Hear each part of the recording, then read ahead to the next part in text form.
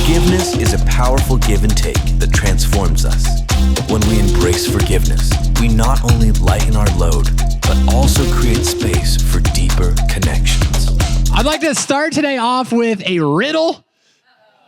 Okay. I didn't say a dad joke, but maybe it comes off that way. It's this.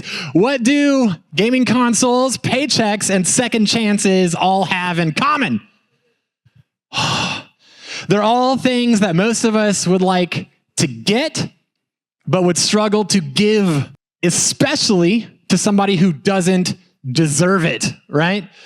This give and take, which is the title of the series that we're in, is very interesting to me. This give and take kind of relationship just in life in general, but I want to apply it specifically to one of the greatest gifts of all time. I'm not talking about gaming consoles. I'm not talking about paychecks, but it is related to second chances, and the gift is forgiveness. And we're going to be defining that like this over the next couple weeks.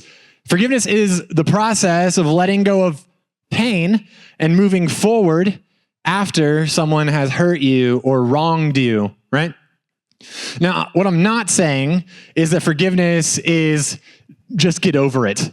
I'm not going to say that to you. I'm also not going to say that it's just be nice. Just be nice and pretend like everything's fine. Not saying that either. So what's this balance like? I think it's easy to forgive someone whenever you're a kid and they take your toy, and then you cry, and you're 3 years old, and then someone's like, give it back. And then they give the toy back, and then you're good. And you're like, I forgive you. Say it. I forgive you. And then you're best friends again, and it's been 2 minutes. That's easy when you're 3, when you're 4. But we all probably know that the older we get, the more complicated forgiveness gets, right? Like some of y'all are in some sticky situations, maybe even right now, where someone you trusted talked about you behind your back, and you don't know if you can trust them anymore. In fact, you're having a hard time even forgiving them for what they did, how they betrayed you, and what they said, to who they said it to, and what that's done to your reputation, or even how you feel about yourself. Maybe they said it to your face. Maybe there's a significant other that you have or have had that cheated on you, and you've held on to unforgiveness ever since. Maybe there's a parent or a step-parent who has done things or said things or is continuing to do or say things that hurt you, that wrong you and your entire family. And you can't forgive your stepdad for what he did, or your mom, or whatever. Maybe we can forgive in a moment, right? Maybe we can forgive at that time, but then what if it happens again? How long can we keep on forgiving? Maybe we can do it a couple times. It's possible, right? But how long do we take it before we just can't take it anymore? Like, where is the line? Where is the limit of forgiveness? Basically, all this to say that forgiveness is complicated. It's complicated. And a lot of us are navigating the complicated waters of forgiveness right now as we sit. I was preparing this thing, and I thought, I shared this with the team before we got started. And I said, have you ever sat and listened to like a sermon, and it feels like God is speaking like to you? So it's like, this was made for me. Like he's talking to me. I've felt that way before. I'm like, there's no one else. This was made. God did this for me. And I thought like, this might be one of those where it's for you. And I don't know who you are, but you're here and this is for you. The root, I think, of unforgiveness is bitterness. At least that's what starts to grow inside of our hearts, right? When we can't forgive someone, we grow bitter and we get angry. And then we start to plan revenge. And we start to think about the justice that we think they deserve because they hurt us. And we want them to hurt just as bad as we do. Unforgiveness breeds bitterness.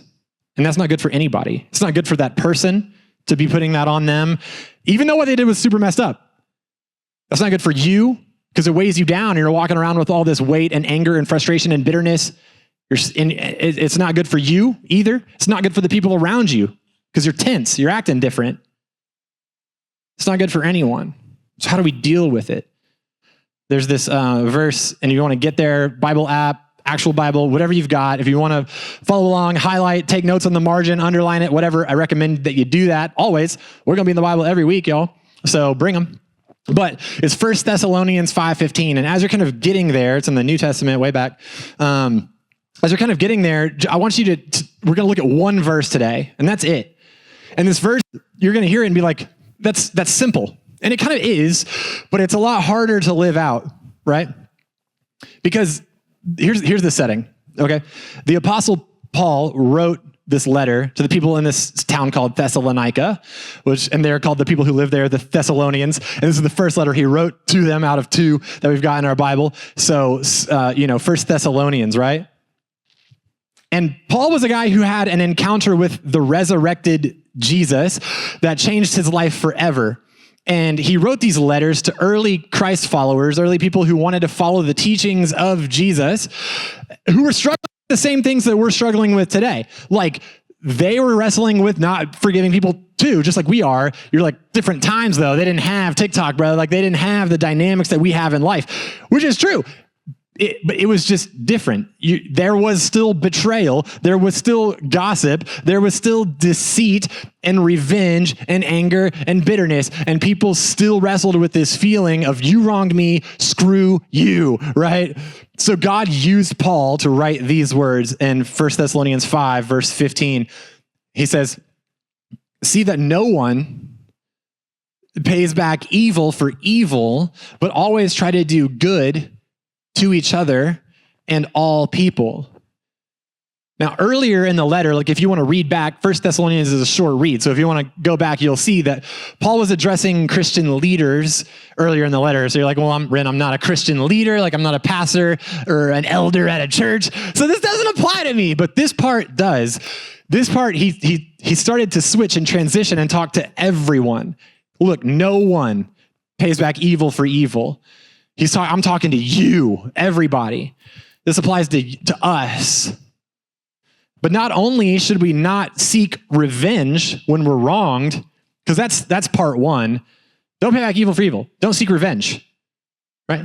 No retaliation. That's not what you want to do. But there's a big but right there. Don't clip that. That could be taken out of context. It is, in the sense of it's very pivotal. He says, but always try. We're not always going to do it. We're not always going to get it right, but always try to do good to others. Who? Just the friends, just the people that you like, just the ones who are around you, just the ones who didn't wrong you that bad, just the ones who, no, all people. It's to all people. That's the call. There's this PhD seminary professor named Robert L. Thomas who dedicated his entire life to studying the teachings of Jesus. And he wrote several books specifically on Paul's letters to the Thessalonians. And he wrote this in one of these books, says, non-retaliation for personal wrong is perhaps the best evidence of personal Christian maturity. Why? Because in that moment, when you don't retaliate, you are, I would almost argue, the most like Christ in that moment. Think about it. Think about what they did to Jesus. How many times was Jesus lied to and manipulated and mocked? Jesus was betrayed. He was gossiped about, even by his closest friends who sold him out in the end. Jesus was beaten and tortured and killed, even though he was innocent and he had done nothing wrong. Jesus was publicly humiliated and shamed, right? The same people that called Jesus Lord on Friday were the same ones yelling, crucify him on Sunday. And did Jesus retaliate? No. I mean, you know what he did. He totally could have. Jesus is the creator and the sustainer of the earth, stepped down into human form. He had all of the power and authority to exercise total, holy justice and judgment on all of these people. He could have, but he didn't. He did good instead. He probably did the most good thing ever done.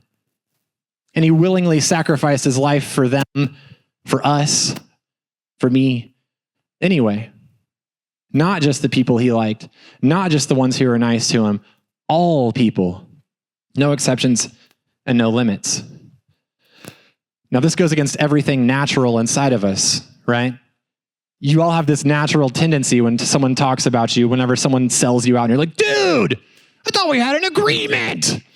Like we have this natural response. It's natural to say you're dead to me. It's natural to say you're canceled. I don't forgive you. I can't.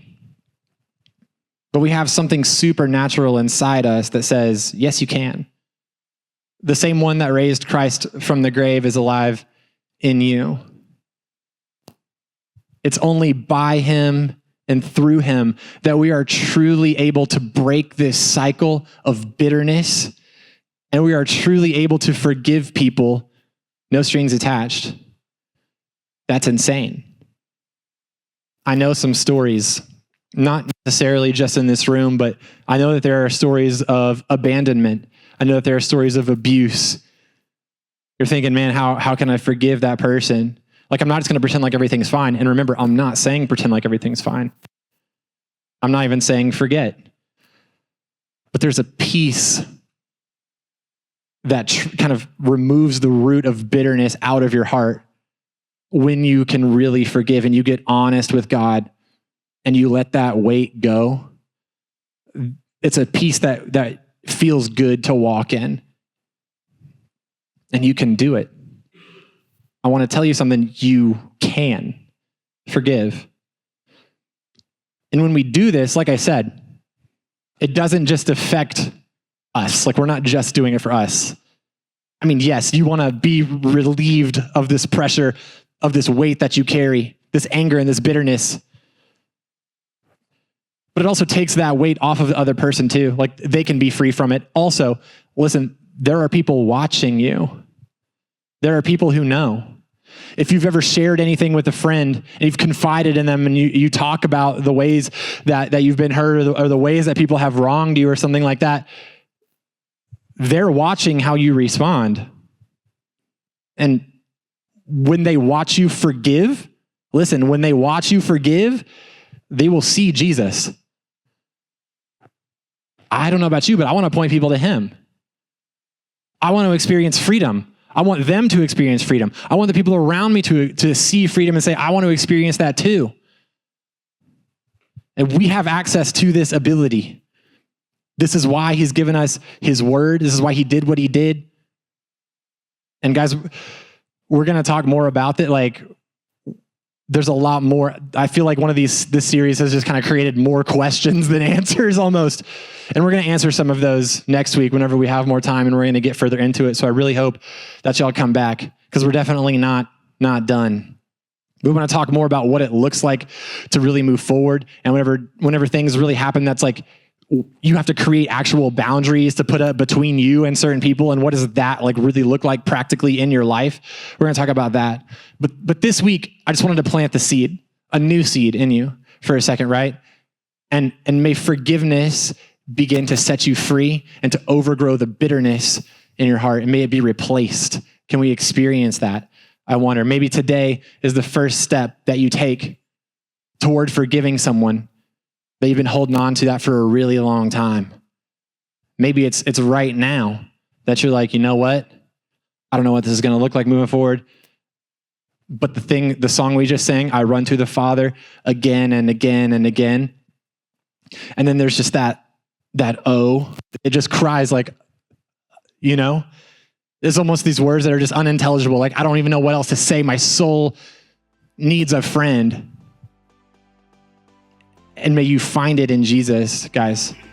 When the world lets you down, he never will. He forgave you. You can forgive others.